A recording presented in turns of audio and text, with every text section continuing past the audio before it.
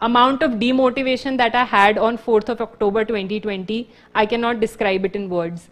Because इतनी मेहनत करी थी कि सोच भी नहीं सकती थी कि प्रीलिम्स नहीं क्लियर हो रहा है उस दिन रात को, ठीक है। उसके से मैंने सीखा। Then coming to my second attempt, मेरा सेकेंड अटेम्प्ट था in 2020। This was the attempt जिसमें मैंने एक्सट्रीम अमाउंट ऑफ हार्डवर्क किया था। When I say extreme, it means I stopped talking to all my friends. I was only studying. सारी activities से cut off हो चुके थे। सिर्फ एक ऑब्जेक्टिव था, किसी तरीके से इस बार एग्जाम क्लियर करना है और रैंक चाहिए। स्कूल कॉलेज में I have been academically very bright, अच्छे मार्क्स आते थे, अच्छा स्कोर आता था। मुझे लगा कि प्रीलिम्स क्लियर करना इज नॉट अ चैलेंज, सिर्फ क्वालिफाइंग पेपर तो है, 100 मार्क्स लाने हैं, कौन सी बड़ी बात है, इतना पढ़ के तो आ ही जाएगा। माई मिथ वॉज ब्रोकन जिस दिन 4th of October के शाम को पेपर फिनिश करके घर आई और मैच किया तो मार्क्स उतने एडिक्वेट नहीं आ रहे थे कि कट ऑफ क्लियर हो रहा है। I was extremely shattered. The amount of demotivation that I had on 4th of October 2020, I can not describe it in words. Because इतनी मेहनत करी थी कि सोच भी नहीं सकती थी कि प्रीलिम्स नहीं क्लियर हो रहा है उस दिन रात को, ठीक है। उसके बाद लगा कि यार अब शायद एग्जाम देना भी नहीं चाहिए आगे, because probably this is not meant for me. 1-1.5 साल की मेहनत तो कर चुके हैं, एग्जाम नहीं क्लियर हो रहा है। उस रात को so my mentor, I have been taking guidance now from Anupam sir at Smart Work labs.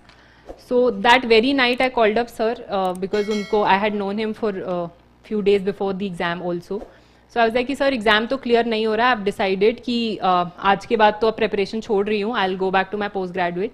तो बस एक लास्ट थैंक यू बोलना था and that is all. So that is why I called you एंड अब से यूपीएससी का कुछ डिस्कशन नहीं है, I am going back to my post grad. So he was like right now you are extremely demotivated, अभी बहुत emotionally charge up हो, we will talk after a few days.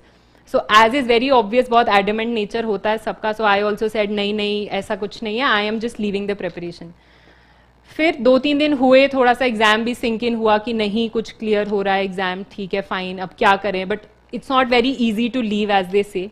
तो थॉट्स तो चल रहे थे कि यूपीएससी में कुछ गलत हुआ है क्या, कैसे कर सकते हैं सही एंड ऑल ऑफ दैट।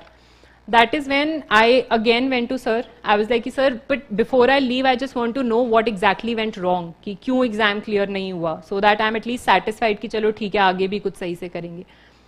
सो उनके साथ बैठ के आई रियलाइज्ड कि probably a lot of things that I was doing in my second attempt was only about hard work. There was nothing smart in that.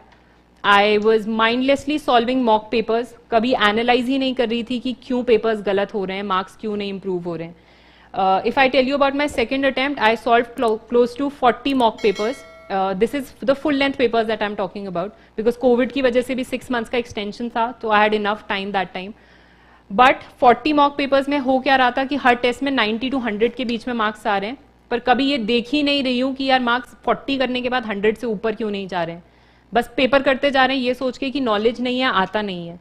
तो that was the biggest learning कि एक तो papers जो करना है, कोई भी चीज़, not even papers, anything that you are doing in your preparation, उसका एनालिसिस होना इज एक्सट्रीमली इंपॉर्टेंट।